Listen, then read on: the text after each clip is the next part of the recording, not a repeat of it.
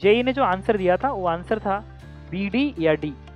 तो जेई ने कहा था कि इसका आंसर या तो सिर्फ डी पार्ट सही है या बी और डी सही है। बहुत सारी किताबें हैं, ठीक है, मैं नाम नहीं लूँगा, इवन लगभग हर किताबों के अंदर ये गलत ही आंसर दिए हैं और it is only correct and this is only correct. अब इधर देखना ना, इस चीज़ को थोड़ा कॉमन से सिर्फ समझने की कोशिश करेंगे। वो ये कि ये जो नीचे वाला जो पॉइंट है ना, नीचे वाले पॉइंट, इसके मोशन को ऑब्जर्व करो। तो अगर डिस्क यहाँ पे है तो ये नीचे वाला पॉइंट जितना एंगल घूमेगा, देखो ना, नीचे का जो IR वाला पॉइंट है वो जितना एंगल घूमेगा, क्या सेंटर ऑफ मास उतना एंगल घूमना चाहिए? हेलो बच्चों, तो आज हम लोग आए हैं जेई एडवांस 2016 का 2 डिस्क प्रॉब्लम पे। अभी मैं आपकी बात पहले ही बता दूं, ठीक है, कि इसके सॉल्यूशंस यूट्यूब पे बहुत जगह हैं, ठीक है, और आप ऑलरेडी उसको देखे भी होंगे, बट आपको पता नहीं चलता है कि क्या गलत है क्या सही है, ठीक है। तो इसमें जो मैं आंसर देने जा रहा हूँ, जो मैं आंसर रख रहा हूँ, वही आंसर करेक्ट है, इसके अलावा कोई भी आंसर करेक्ट नहीं है।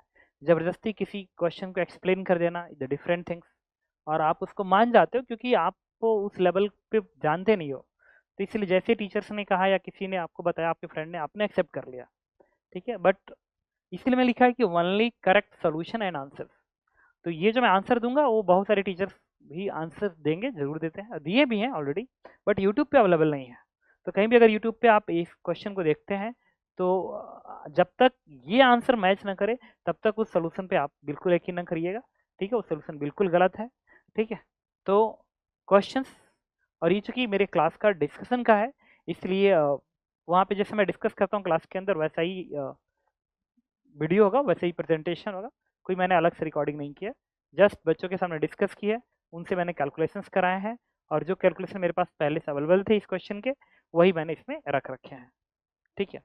तो आप देख लीजिए, क्वेश्चन ये था और इस क्वेश्चन को पढ़ लीजिएगा। जेई ने जो आंसर दिया था वो आंसर था बी, डी या डी। तो जेई ने कहा था कि इसका आंसर या तो सिर्फ डी पार्ट सही है या बी और डी सही है। बी वाले पार्ट को जेई ने सही बात मानो, एग्जैक्ट सेंस में जाओ तो बी की रॉन्ग आंसर। तो correct answer is only D, D is correct answer. But B के साथ सही होने का हालांकि कोई चांस ही नहीं है, बट फिर भी जेई ने इसको दे दिया था। उसका कारण सिर्फ ये था कि उन्होंने क्या किया था कि इस पूरे दोनों डिस्क का इस एक्सिस के अबाउट स्पिन एंगुलर मोमेंटम निकाल लिया था, स्पिन एंगुलर मोमेंटम। तो स्पिन एंगुलर मोमेंटम एक डिफरेंट थिंग्स है। ये कह रहा है the magnitude of angular momentum of centre of ensemble about the point O is, इस पॉइंट ओ के अबाउट इस पूरे सिस्टम का बी कौन सा, sorry, the magnitude of angular momentum of the ensemble about the centre of mass, centre of mass is इतना। तो जो सेंटर ऑफ मास है, ये दोनों एजेंबल का, ये जो सेंटर ऑफ मास है, इस दोनों डिस्क का उन्होंने एंगुलर मोमेंटम इसके अबाउट लिखा है, बट बेसिकली उन्होंने ये मान लिया था, कुछ बच्चे ये मान लिए थे कि ये एक्सेल घूम ही नहीं रही है। तो एक्सेल को एक ऐसा फ्रेम मान लिया कि एक्सेल रोटेट नहीं कर रही है, तो उस केस में दोनों डिस्क इस एक्सेल के अबाउट ऐसे घूमते नजर आएंगे और एक्सेल रुका हुआ होगा, एक्सेल रुका हुआ और ऐसे घूमते हुए नजर आएंगे। तो उस केस में एंगुलर मोमेंटम इसके अबाउट वो 17/2 m स्क्वायर में आ जाता है, अदरवाइज नहीं होता है। चूंकि हमारे सिलेबस में ऑब्जर्वर ट्रांसलेटरी होता है, ठीक है, और ये रोटेटरी ऑब्जर्वर के लिए आएगा, या यूं कहो तो this is the spin angular momentum आएगा, ठीक है। बाकी वीडियो में प्रॉपरली एक्सप्लेन्ड है, मैंने आपको बताया। बट कोई कहे कि इसका एग्जैक्ट आंसर क्या है, इट इज ओनली डी, ठीक है। या तो उनको इस आंसर को सही होने के लिए उनको बोलना चाहिए था कि स्पिन एंगुलर मोमेंटम बताइए, तो बताते इसको, अदरवाइज वो एक गलत आंसर था, ठीक है। तो it's correct answer is D. अब इन सारे पार्ट के जो आंसर्स हैं वो मैंने यहाँ पे मार्क कर दिए हैं। ये आंसर अगर आपके मैच करते हैं तभी जाके आपके आंसर्स करेक्ट हैं, अदरवाइज आपके आंसर करेक्ट बिल्कुल नहीं है, ठीक है। तो कोई भी आप कहीं भी पढ़ते हो या कहीं भी आपने सोल्यूशन देखा है, इसके अलावा कोई और आंसर है तो it 100% wrong and this is only correct, ठीक है, दिस इज ओनली करेक्ट। इसके अलावा कोई भी अदर सोल्यूशन जो इस आंसर को नहीं देता है वो 100% गलत है, ठीक है। तो और यही सही है तो यही सही है। तो यूट्यूब पे आप देखेंगे कई जगहों पे ये गलत दिया गया होगा, अगर गलत होगा तो आप उसको एक्सेप्ट ना करिएगा। इसके अलावा भी बहुत सारी किताबें हैं, ठीक है, मैं नाम नहीं लूँगा, इवन लगभग हर किताबों के अंदर ये गलत ही आंसर दिए हैं और it is only correct and this is only correct, ठीक है। हाँ, बहुत सारे टीचर जो बहुत अच्छे टीचर्स हैं, बहुत हाई लेवल के टीचर्स हैं, उनके भी आंसर्स यही है, ठीक है, बट वो यूट्यूब पे है नहीं, इसलिए ये आंसर अवेलेबल नहीं है। बट यूट्यूब पे जो करेक्ट आंसर है वो यही है और बस यही है। तो इसको मैं लेट नहीं करूँगा, answer is the fact answer is D. और इसमें देखो द एंगुलर मोमेंटम ऑफ, मतलब ये ए पार्ट का आंसर इतना होना चाहिए, बी पार्ट का आंसर इतना होना चाहिए, सी पार्ट का आंसर इतना होना चाहिए और डी पार्ट का आंसर इतना होना चाहिए। This is only correct, this is only correct answer of this question. ये उसके बाद आप देखिए वीडियो में मैंने कैसे एक्सप्लेन किया है, ठीक है। और फिर वहाँ से आपको प्रॉपरली समझ में आएगी कि combined motion in 3 dimensional object के क्वेश्चन कैसे डील करता है। ओके, तो देखिए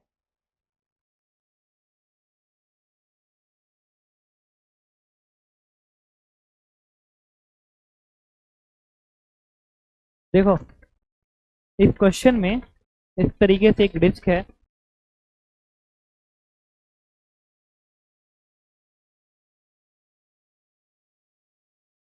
राइट।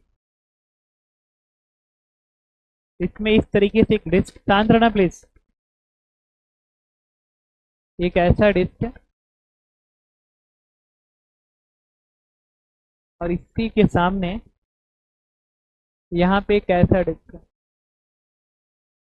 दोनों ही डिस्क है, इसका मास m है, इसका मास 4m है, इसका रेडियस 2a है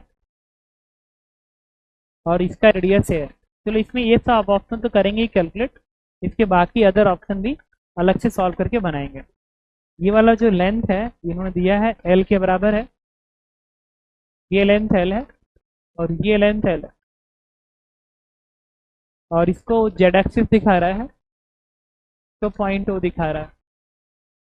और ये डिस्क कैसे बनाओ, ठीक है, ठीक। कह रहा है कि two thin circular disc of mass m 4m radius a and 2a rigidly fix by the massless rigid rod of length l बराबर रूट, इसमें l की वैल्यू दी गई है root 24a।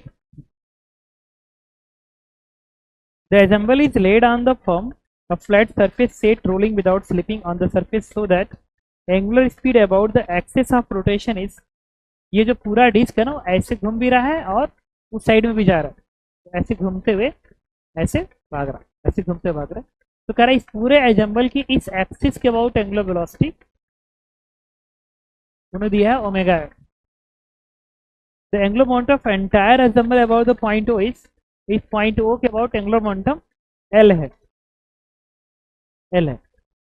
Which of following is correct, the magnitude of Z component of L is, और कह रहा है कि नो स्लिपिंग कंडीशन है। The magnitude of Z component of L is, A part, B part कह रहा है magnitude of angular momentum of ensemble. अच्छा इसमें ना एक पार्ट ये है, डी पार्ट पहले अटेम्प्ट करते हैं उसके बाद फर्दर बाकी पार्ट बात है। The centre of mass of ensemble rotate about the Z axis with the angular velocity omega upon 5। कह रहा है इस पूरे सिस्टम का जो सेंटर ऑफ मास है ना, पूरे सिस्टम का सेंटर ऑफ मास वो जो भी होगा, शांत रहना प्लीज, वो सेंटर ऑफ मास इसके पास होगा और कह रहा है ये सेंटर ऑफ मास इस जेड एक्सिस के अबाउट जिस एंगुलर वेलोसिटी ओमेगा अपॉन 5 है। तो देखो क्या होता है, अच्छा इसमें ये रिजिड बॉडी इस एक्सिस के अबाउट घूम रहा है, तो अगर रिजिड बॉडी इस एक्सिस के अबाउट घूम रहा है और ये जो एक्सिस है वो इसके अबाउट ऐसे टर्न कर रहा है, तो ये एक्सिस इसके अबाउट जिस एंगुलर वेलोसिटी से टर्न करेगा इसके सेंटर ऑफ मास की भी एंगुलर वेलोसिटी वही होगी, क्योंकि एक्सिस ऐसे है, अगर ये ऐसे घूम रही है, ऐसे घूम रही है, तो एक्सिस जिस एंगुलर वेलोसिटी से घूमेगी इसके अबाउट, इस सेंटर ऑफ मास एक्सिस पे ही तो है, तो उसकी भी एंगुलर वेलोसिटी वही होगी। अब एक और चीज है, ये जो पूरा पूरा डिस्क है वो इस एक्सिस के अबाउट एंगुलर स्पीड ओमेगा से घूम रही है। तो कोई पूछे इस एजम्बल की नेट एंगुलर वेलोसिटी, तो सुनना इसके अलॉन्ग मैंने एंगुलर वेलोसिटी को ओम बोल दिया, ओम से शो कर दिया, ये ओमेगा से उसको ओम से शो कर दिया। तो कोई पूछे कि इस पूरे एजम्बल की एंगुलर वेलोसिटी, तो इस पूरे डिस्क की एंगुलर वेलोसिटी इसके एक्सिस के अबाउट और इस एक्सिस की एंगुलर वेलोसिटी इसके अबाउट, दोनों का वेक्टर सम करेंगे तो ग्राउंड फ्रेम में आएगा, समझ रहे हो ना। तो मैं ये कहूंगा कि इस पूरे एजम्बल की angular velocity of system is omega, ये वाला ओमेगा का वेक्टर फॉर्म एंड प्लस ये वाला ओम का वेक्टर फॉर्म, ये बनेगा this is the net angular velocity of this ensemble. समझ क्या कह रहा हूँ ना, इस डिस्क का इस एक्सिस के अबाउट ओमेगा है वेक्टर फॉर्म में, और इस एक्सल का इसके अबाउट ओम है, तो मैंने वेक्टर फॉर्म लिख लिया। सही है। और एक और प्रॉपर्टीज इसके अंदर वो ये कि इस पे आई आर पता कर लेते हैं। हमको एक चीज पता है अच्छे से कि नेट ओमेगा आई आर के डायरेक्शन में होता है, नेट ओमेगा आई आर के डायरेक्शन में होता है। अभी इसके और भी सारे पार्ट सॉल्व करेंगे, इनके अलावा भी अलग से पार्ट बना बना के। ठीक है। तो मैंने ये कहा था कि नेट एंगुलर वेलोसिटी जो होती है वो आई आर के डायरेक्शन में होती है, और आई आर रिजिड बॉडी पे ऐसा दो पॉइंट है, ऐसे पॉइंट है जिनकी वेलोसिटी 0 होती है। तो दो पॉइंट सेलेक्ट कर लेते हैं आई आर फाइंड आउट करने के लिए। एक तो पोजीशन ये है आई आर का, और एक पोजीशन है ये आई आर का। सही है। तो एक ये तो क्या इन दोनों की मिलाने वाली लाइन, ये जो लाइन है यही आई आर होना चाहिए, यही आई आर होना चाहिए। अगर ये आई आर है, अगर ये आई आर है, तो ये जो नेट एंगुलर वेलोसिटी होनी चाहिए वो इसी डायरेक्शन में होना चाहिए, इसी डायरेक्शन में होना चाहिए। अच्छा, इसका मतलब ये है कि अगर ये इस डायरेक्शन में होना चाहिए। सही है। तो एक काम करते हैं, तो इसके साथ डॉट डॉट कर लेते हैं ना। मतलब अगर हमें ये जानना है कि ये इस डायरेक्शन में है, अगर ये इस डायरेक्शन में है, इसका मतलब कि दोनों का डॉट प्रोडक्ट 0 हो जाए। मतलब अगर मैं इस डायरेक्शन को सुनना, तो अगर मैं इस डायरेक्शन को अपने मन से ऐसे आई कैप बोल दिया, दिस इज आई कैप, उस स्टैंड पे आई कैप है, आई कैप का उसके साथ दोनों का डॉट प्रोडक्ट 1 या -1 आना चाहिए। इवन ना इसका डायरेक्शन पता किधर आना चाहिए, ये चेक कर लेते हैं एक बार। लेफ्ट में ना, क्योंकि ओमेगा ये है, तो ना ओमेगा ये है, तो ओमेगा का डायरेक्शन ऐसे है, ये ओमेगा है और ये ओम है, तो इन दोनों का रिजल्टेंट इस आई के एलॉन्ग होना चाहिए, ऐसे होना चाहिए। ये तभी पॉसिबल है जब परपेंडिकुलर कंपोनेंट 0 हो जाए। समझ रहे हो ना क्या कह रहा हूँ। तो अब ये बताओ, अगर मैं कहूँ कि ये वाला एंगल थीटा है, तो इस लाइन को अगर मैं आगे भगा दूं तो ये भी एंगल क्या बनेगा, थीटा बनेगा। इसका मतलब मैं लिख सकता हूँ ओमेगा का साइन थीटा ओम को बैलेंस करना चाहिए। वाई मिनट 0 कर दे ओमेगा ना, तो इससे मुझे मिल गया क्या, ओम इज इक्वल टू ओमेगा का साइन थीटा। अब कोई पूछे कि इसका सिस्टम का नेट ओमेगा कितना है, नेट ओमेगा, तो नेट ओमेगा कितना होना चाहिए, ओमेगा, ये ओमेगा कॉस बनेगा ना, सॉरी साइन थीटा बनेगा, net omega omega cos theta बनेगा। ये बनेगा ओमेगा कॉस थीटा, ये मैग्नीट्यूड बन गया, ये नेट बन गया। मतलब एग्जाम्पल का net omega is omega cos theta, ये नेट है। सही है। अब साइन थीटा निकालते हैं। साइन थीटा निकालने के लिए मैंने क्या किया, इस ट्रायंगल में देखना, ये 90 डिग्री है, ये 90 डिग्री है। समझ सकते हो क्यों, सही है ना, क्योंकि अगर ये ऐसे है और ये एक्सेल है तो ये 90 बनेगा। अब अगर ये दूरी √24a है और ये a है, ये √24 है, ये a, तो ये कितना बनना चाहिए, 5a बनना चाहिए, ये 5a बनना चाहिए, हाइपोटेनस है ना। तो मैं यहाँ से लिख सकता हूँ ओम, ओम equal to omega sine theta, sine theta आएगा a अपान 5a, ये बन गया a अपान 5a, ये वैल्यू क्या आ गई, ओमेगा अपान 5। एक तो आंसर ये कह रहा है कि बताइए इस पूरे एग्जाम्पल की एक्सेल की एंगुलर वेलोसिटी कितनी है। तो एक्सेल की जो एंगुलर वेलोसिटी है जेड एक्सिस के अलोंग, वो कितना दिया गया है, ओमेगा अपान 5 है। तो उन्होंने कहा है कि अलोंग द जेड एक्सिस, तो जेड एक्सिस के अलोंग इस एक्सेल की एंगुलर वेलोसिटी ओम है। देखो ना, the centre of mass of ensemble rotate about Z axis with angular speed of omega upon 5। एकदम सही कह रहा है कि इसके अबाउट इससे घूम रहा है। अच्छा, ये तो मैंने मेथड 1 के हेल्प से बता दिया, ये मेथड 1 के हेल्प से बताया, आईआर के हेल्प से बताया, इसके हेल्प से तुम्हें समझाया। इसी को ना थोड़ा सा कॉमन सेंस से समझने की कोशिश करता हूँ। ये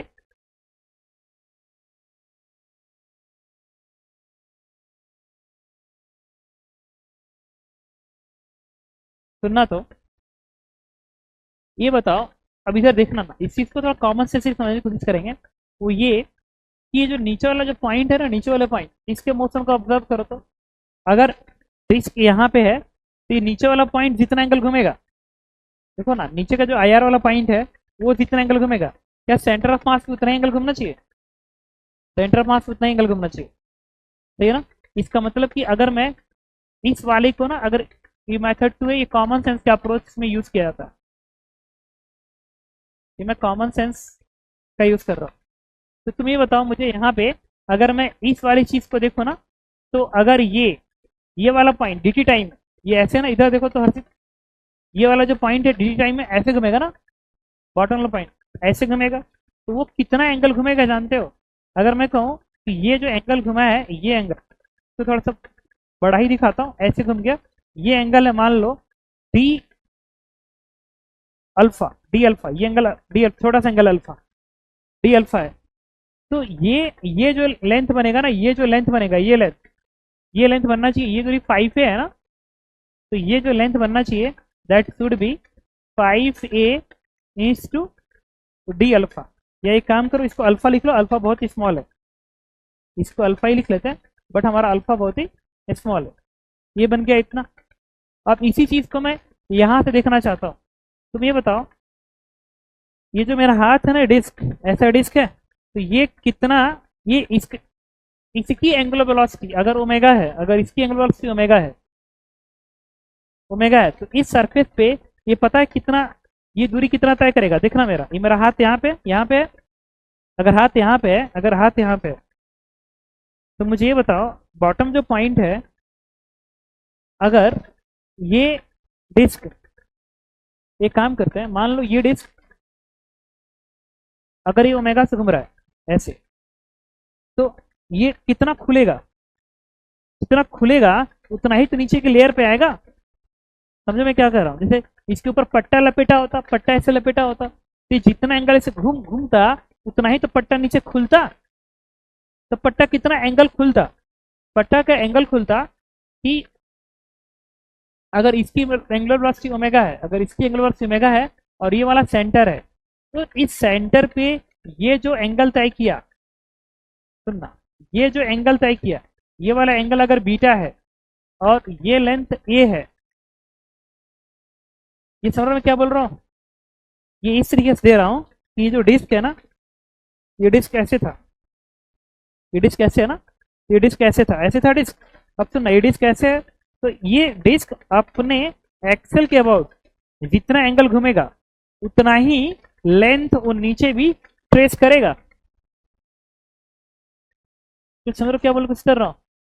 तो अगर ये ए है, ये बीटा, तो फिर ये जो लेंथ होगा ना, इस ए और बीटा से भी ये बन के आएगा, ये इज टू बीटा, मतलब इस एंगल के सहायता से और इस लेंथ के सहायता से मैंने इस लेंथ को निकाला, और फिर इस एंगल और इस लेंथ के सहायता से भी इस एंगल को निकाला। सही है? अब देखो यहाँ से एक कैंसिल आउट हो गया और इसको डिफरेंशिएट कर दो, मैंने कहा 5 D alpha by D T बराबर क्या बन गया? D beta by D T.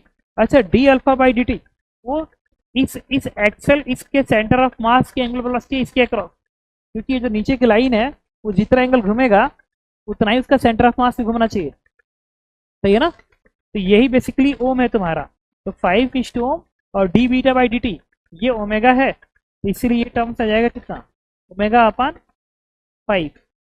But ये ना कॉम्प्लिकेटेड होता है थोड़ा सा, और वो इजियर साइड में होता है।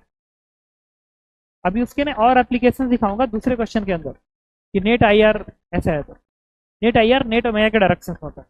सही है? ये तो मिल गया इसका। अब इसके बाद इसके जो अच्छे क्वेश्चन इसके बाद शुरू होते हैं। अब इसमें कह रहा है the magnitude of Z component of L is, मतलब इस पॉइंट ओ के अबाउट जो एंगुलर मोमेंटम है उसका कंपोनेंट जेड के डायरेक्शन में बताओ कितना होगा। दूसरा कह रहा है कि magnitude of angular momentum of ensemble about it centre of mass, पूरे एजम्बल का एंगुलर मोमेंटम इसके सेंटर ऑफ मास के अबाउट चाहिए। तीसरा, the magnitude of angular momentum of centre of mass ensemble about point O is, पूरे का angular momentum centre of mass का इसके अबाउट चाहिए। ये सारे क्वेश्चन।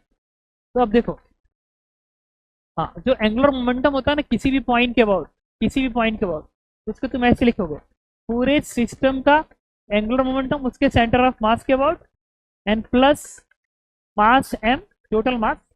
टोटल मास कितना है इसका? 5m हो गया ना।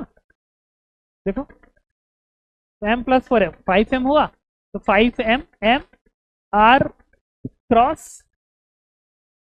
VCM, ये यूज करोगे ना, r क्रॉस VCM। सही है? अब ना एक एक करके पता करेंगे r क्रॉस VCM की वैल्यू कितनी है।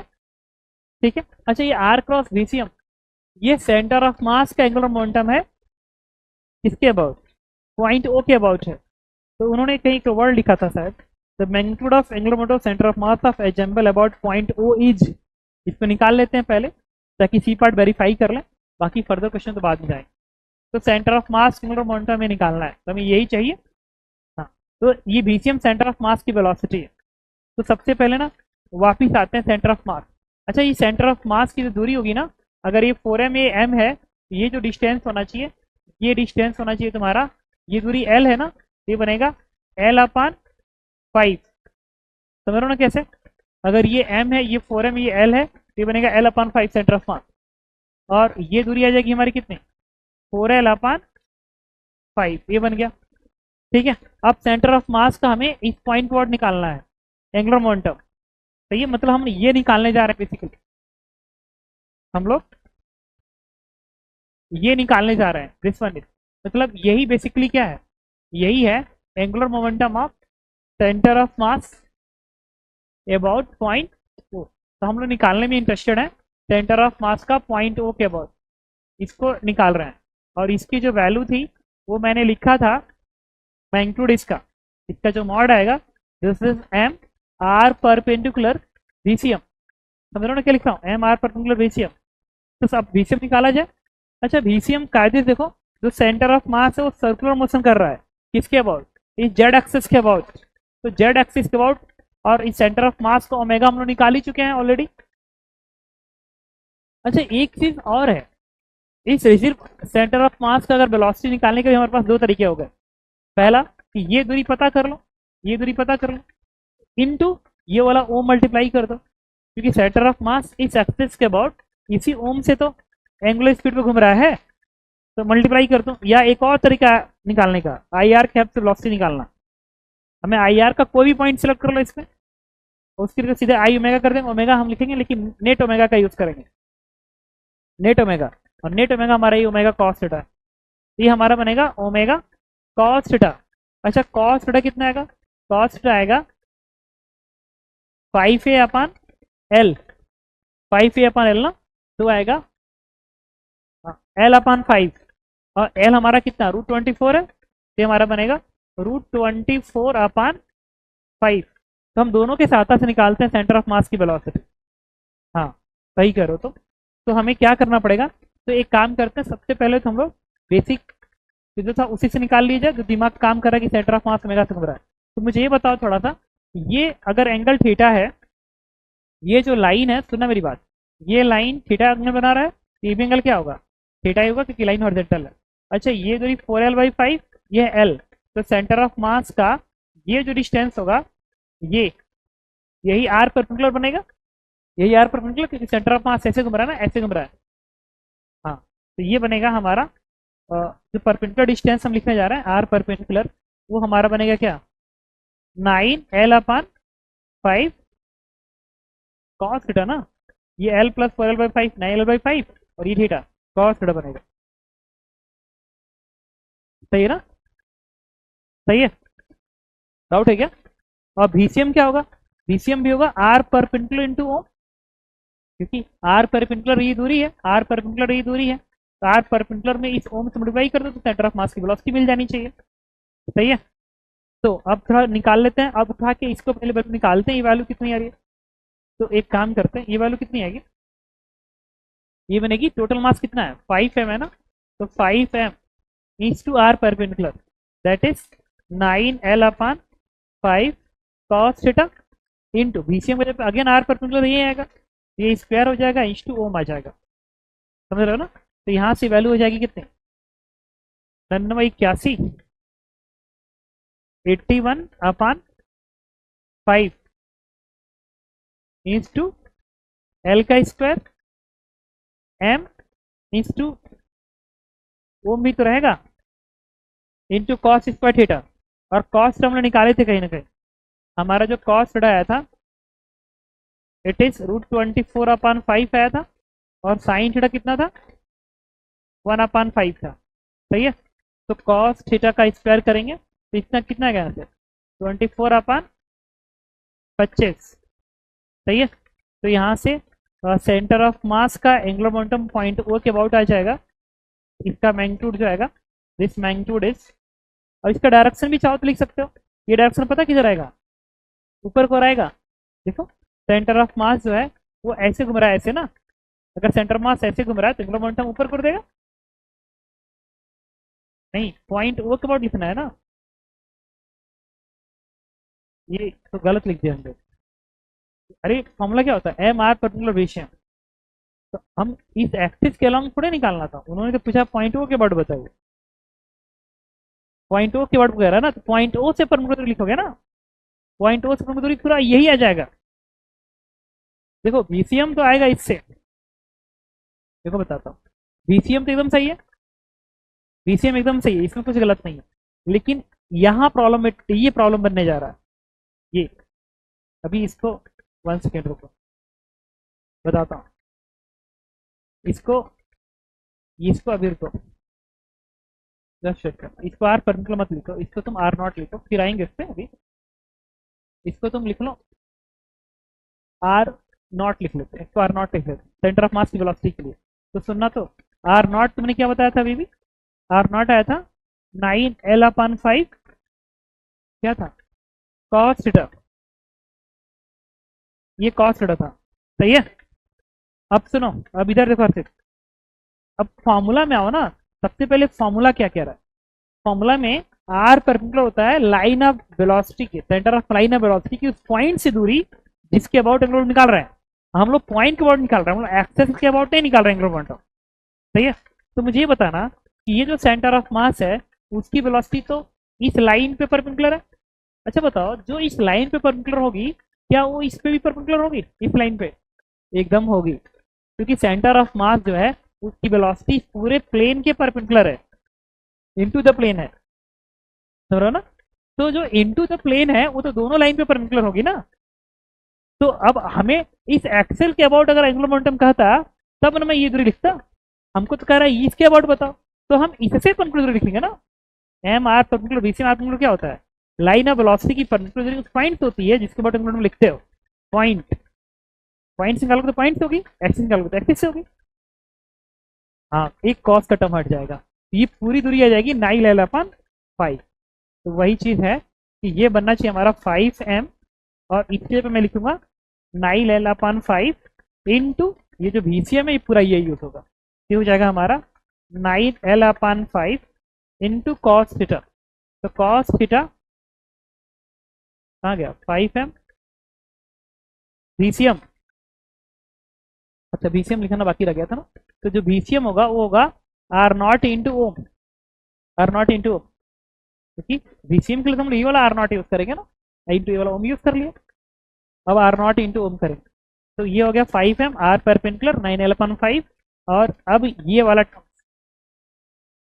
ये क्या है, आर परपेंडिकुलर वाला, और आर नॉट वाला है, सही बात है। तो ये क्या बनेगा, ये लिख लिया। फिर ये आर नॉट की जगह पे ये 9L/5 कॉस थीटा इंटू, समझ रहे हो ना क्या बोल रहा है, 5m यूज कर लिया, और R perpendicular line of velocity की ओरिजिन से दूरी वो 9L/5 है। और VCM में हम ये लिखेंगे, ये वाला परपेंडिकुलर दूरी लिखेंगे, VCM में हम लोग ये वाली परपेंडिकुलर लिखेंगे।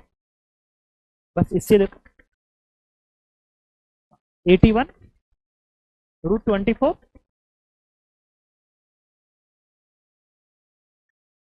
ओम/25, ओम है ω/5, तो यहाँ पे ω/5 रख दे, ये हो जाएगा 125। एक बार कैलकुलेशन चेक करो, सही है? क्यों, ये 25 है, तो 25 कॉस थीटा में भी एक आएगा √24 और फिर ओम में भी तो आएगा।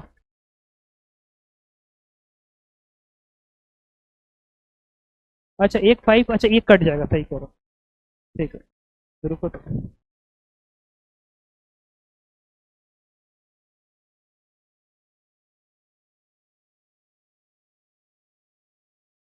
अगर मैं इसका आंसर पूछूं,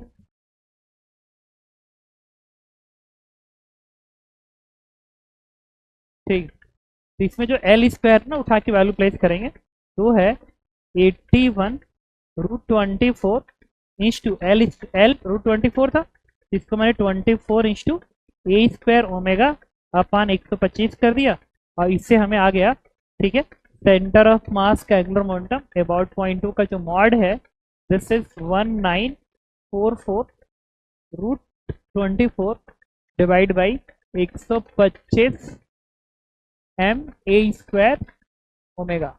ये आंसर है। हाँ ठीक है, कोई बात नहीं। कितना आएगा पूरा वैल्यू? अप्रॉक्स 76।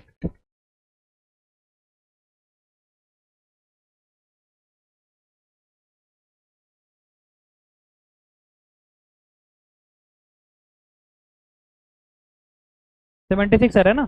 ये वैल्यू होगी 76 ma² ओमेगा। ठीक है ना?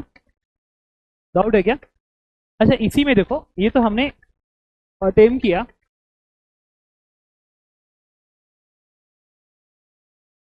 ठीक है ना? अब से इसमें देखो 76 पॉइंट समथिंग भी है क्या?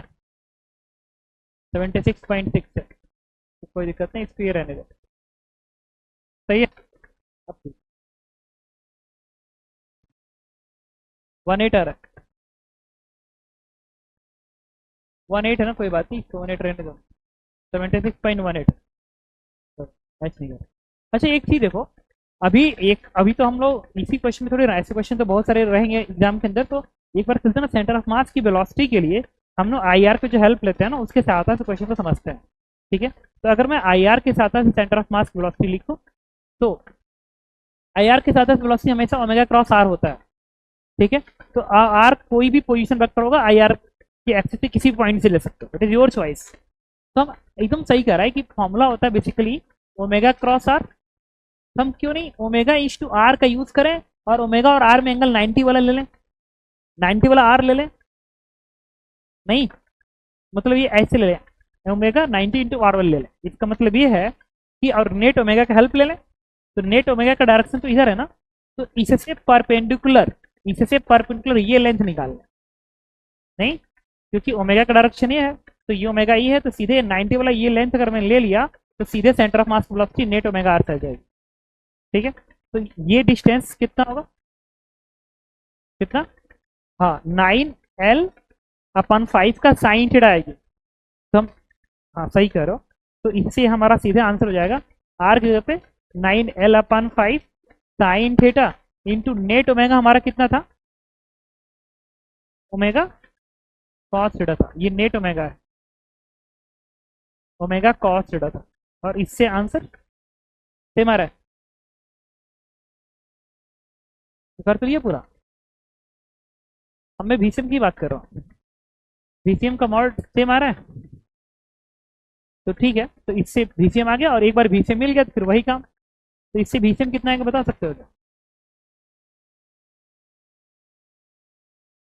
तो 9 लिख लो ना एक बार, 9l/5 साइन थीटा कितना है? 1/5 ओमेगा, एंड कॉस थीटा कितना है?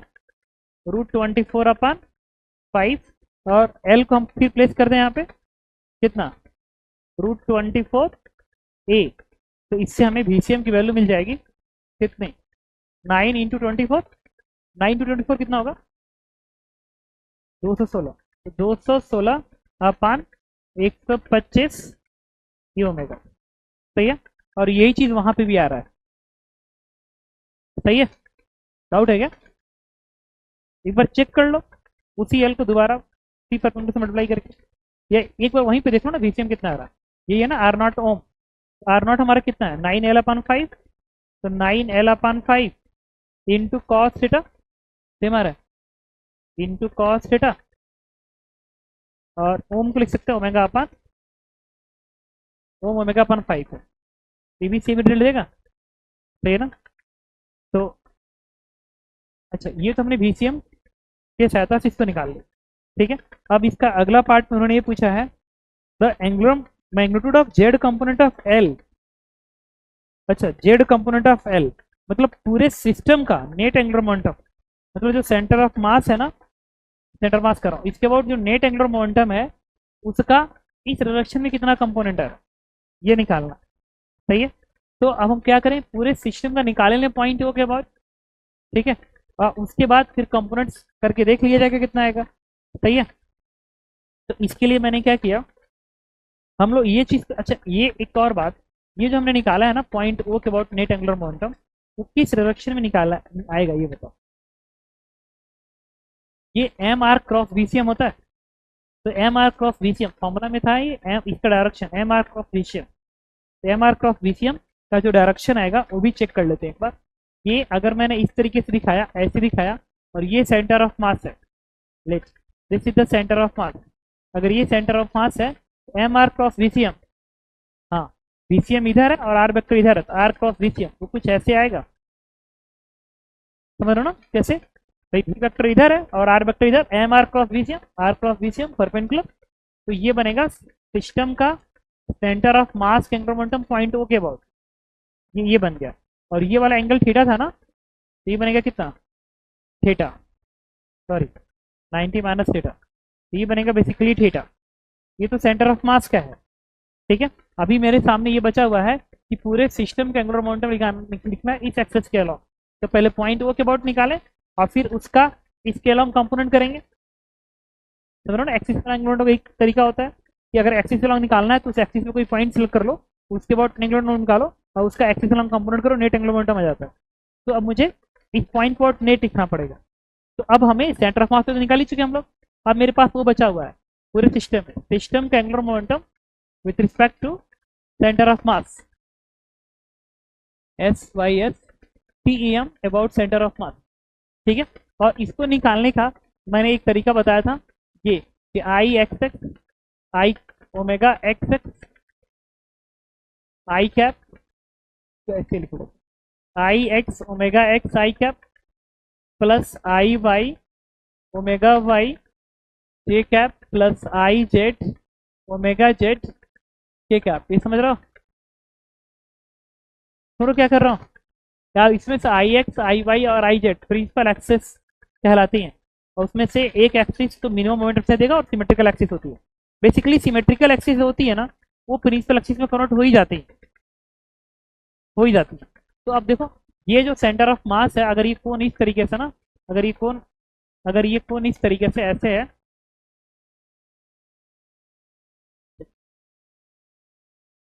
ये इस तरीके से था, ये ऐसे था और ये यहाँ पे था इस तरीके से। तो अब हमें ना इसमें से अब एक्स एक्सिस अपने मन सेलेक्ट करना पड़ेगा, वो भी इस तरीके से। इसको मान लिया मैंने एक्स एक्सिस, इसको मान लिया एक्स एक्सिस, जैसा मान लो ना क्या फर्क पड़ता है। इसको एक्स जैसा मान लेते हैं, एक्स डैश जैसा मान लेते हैं, ठीक है। और सेंटर ऑफ मास से दूसरी एक्सिस ऐसे, ये वाई डैश जैसा मान लेते हैं, सही है। अब मुझे बताना जो नेट ओमेगा है, जो नेट ओमेगा है वो तीसरे डायरेक्शन में, और वो कितना था, ओमेगा का कॉस थीटा। ये net omega omega cos theta था, सही है। तो अब इसके दो कंपोनेंट बनेंगे और आई जेड नहीं आएगा। इसका कारण ये है क्योंकि इस ओमेगा का एक कंपोनेंट तो ये बनेगा और एक कंपोनेंट इसके परपेंडिकुलर ये वाला ऐसे बनेगा। तो एक काम करता है ना, दोनों की जगह लिखना सही नहीं लग रहा।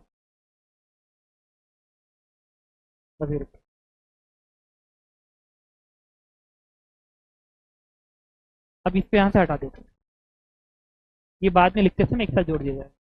ये है हमारा क्या, ओमेगा साइन थीटा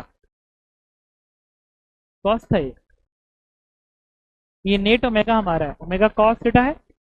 आप देखना इसका, अब इसके ना दो कंपोनेंट बनेंगे, एक इसके अलॉन्ग बनेगा और एक इसके परपेंडिकुलर बनेगा। ये जो है ना वही वाई के अबाउट है, समझ रहे हो।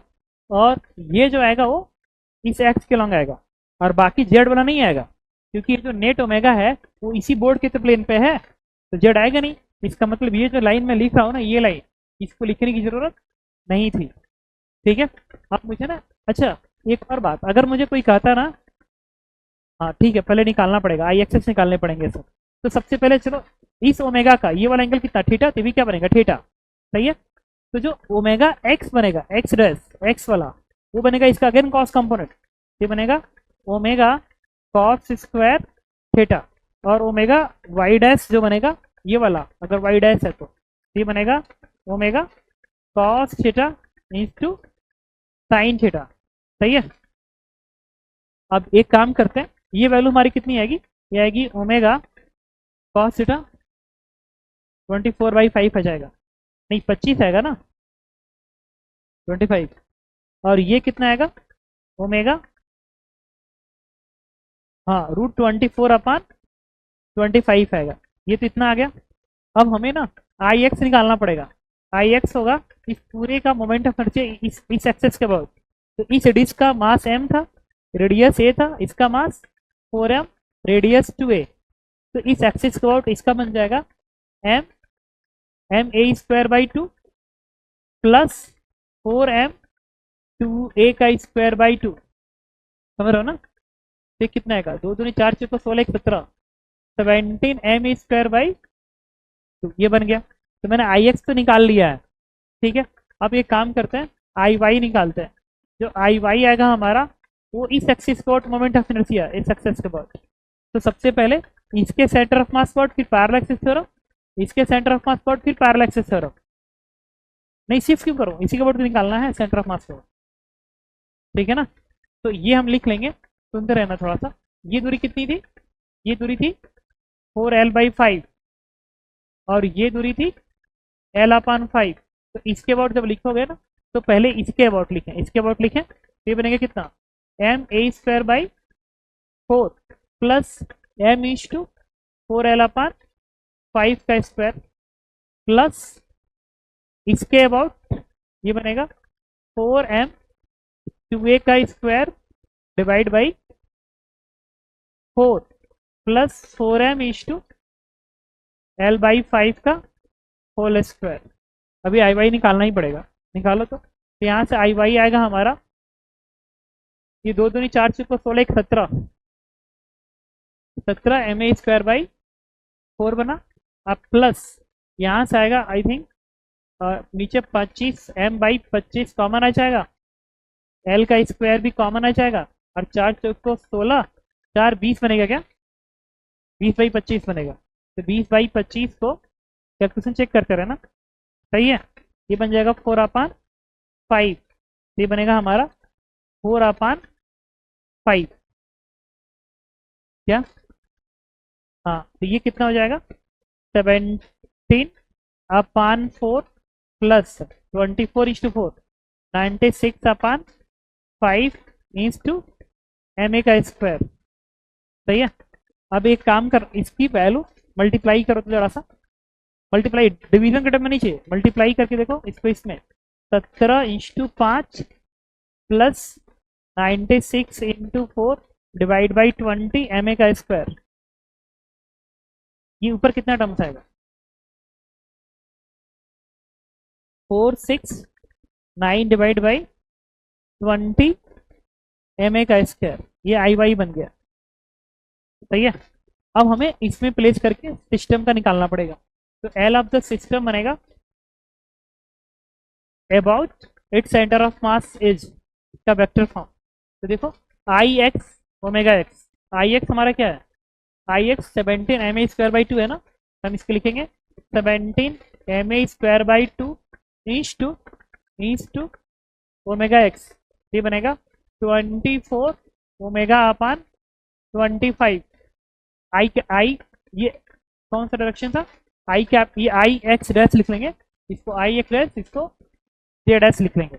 ये बनेगा क्या हमारा आई डैश बन गया, प्लस प्लस हमारा बनेगा कितना 469/20, 469/20 ma का square into omega √24/25 J dash. ये सिस्टम का सेंटर ऑफ मास के अबाउट आ गया। और इसमें इन्हें कोई ऐसा टर्म पूछा है क्या, the magnitude of angular moment of assembly about it centre of मास। ये है पूरे सिस्टम का सेंटर ऑफ मास, यही वाला टर्म्स है, ठीक है। तो अब इनका हमें रूट निकालना पड़ेगा आई कैप जे कैप के साथ। तो ये बनेगा कितना m a का स्क्वायर, ओमेगा का टर्म बाहर, यहाँ से आएगा कितना 25 आएगा, नहीं 25 भी बाहर आएगा, इंटू 2 भी बाहर आएगा, सही है। तो यहाँ से बन जाएगा, और ये √24 भी बाहर आ जाएगा, √24 भी बाहर आ जाएगा, सही है। √24 बाहर, 25 और 17 बाहर नहीं आएगा। फिर बनेगा 17 √24 का होल स्क्वायर, ये बनेगा ना, प्लस यहाँ से क्या आ रहा है 469 और √24 बाहर कर दिया, 25 बाहर, 2 बाहर, ये बनेगा 10 का होल स्क्वायर, ठीक है, और पूरे का रूट। तो एक काम करो, बस इसको कैलकुलेट करो, ये टर्म चाहिए मुझे उसके टर्म्स में।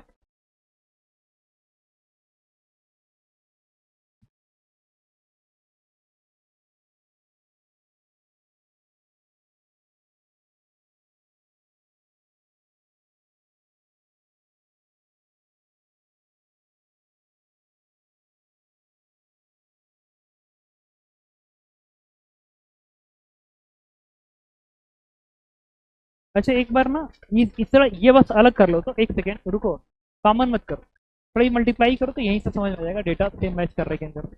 ये आना चाहिए आई थिंक, ये आना चाहिए था। अच्छा नहीं, ये आई कैप जे कैप, क्या कह रहे हो? हाँ बताओ तो कितना आएगा।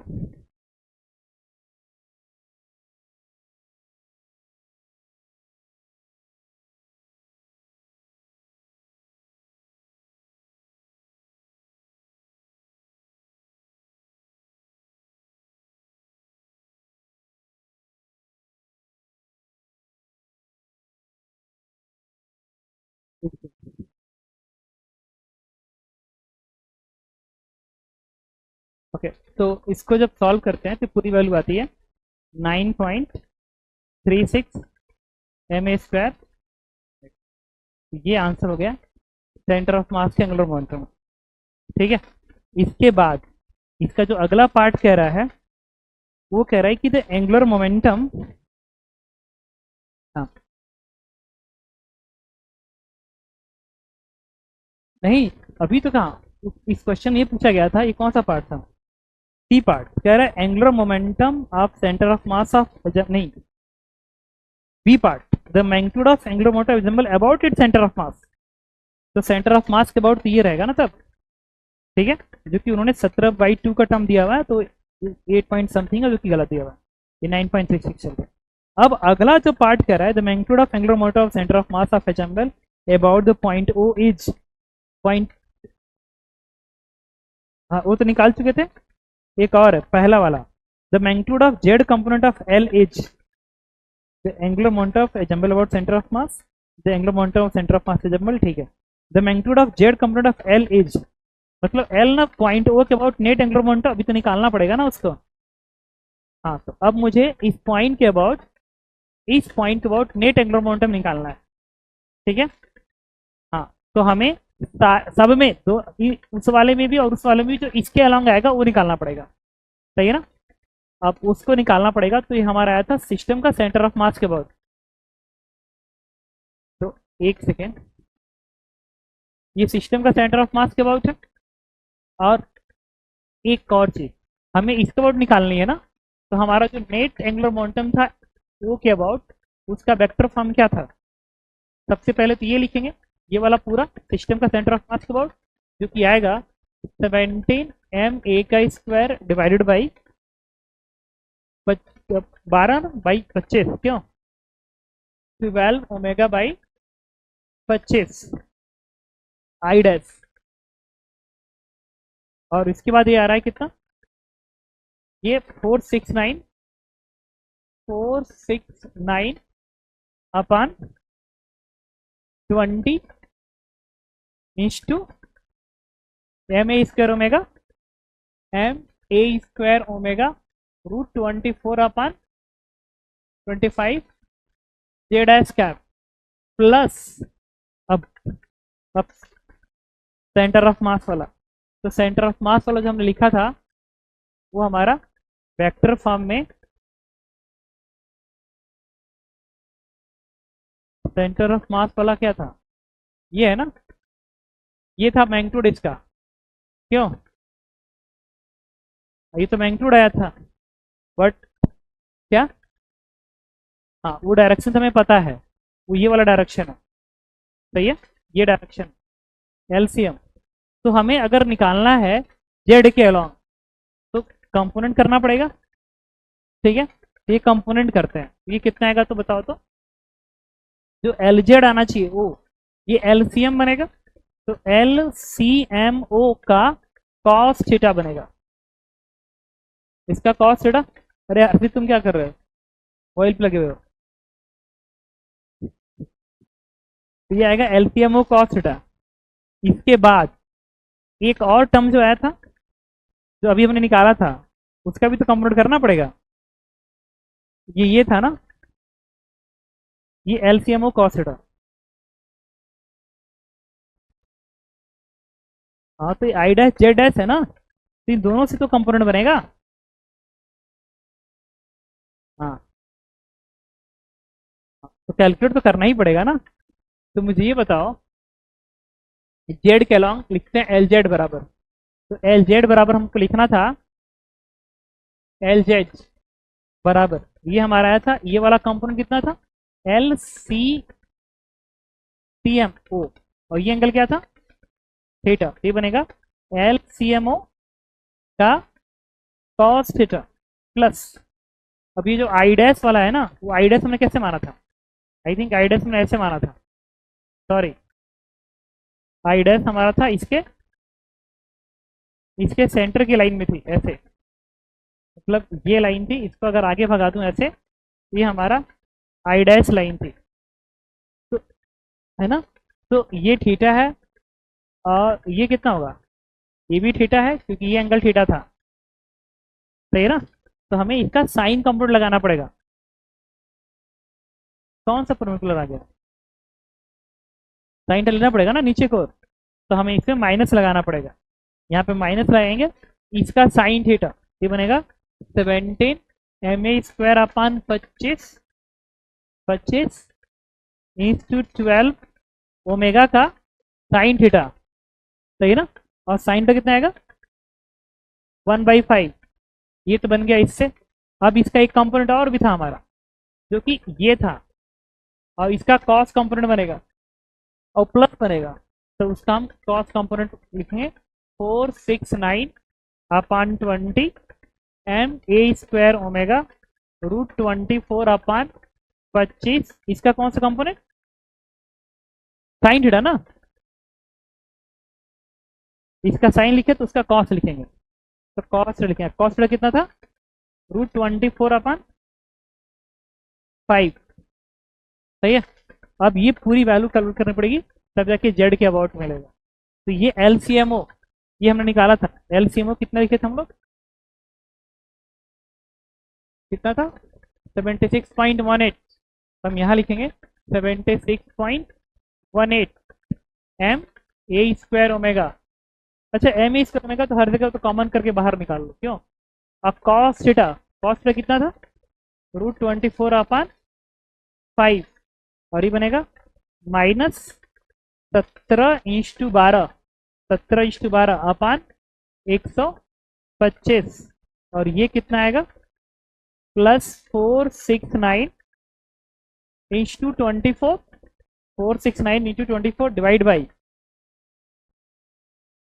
कितना, ये 2500, ये 2500 आएगा इंटू ma² ओमेगा।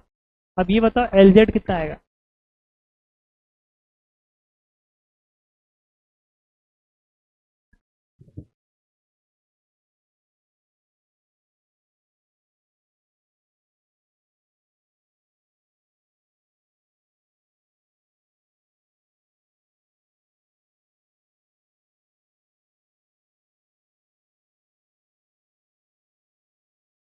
कितना रहा 77। तो इसको सॉल्व करने के बाद कितनी वैल्यू आ रही है 77.51, इतना। तो ये इसका आंसर था, सारे गलत थे एक्सेप्ट 1।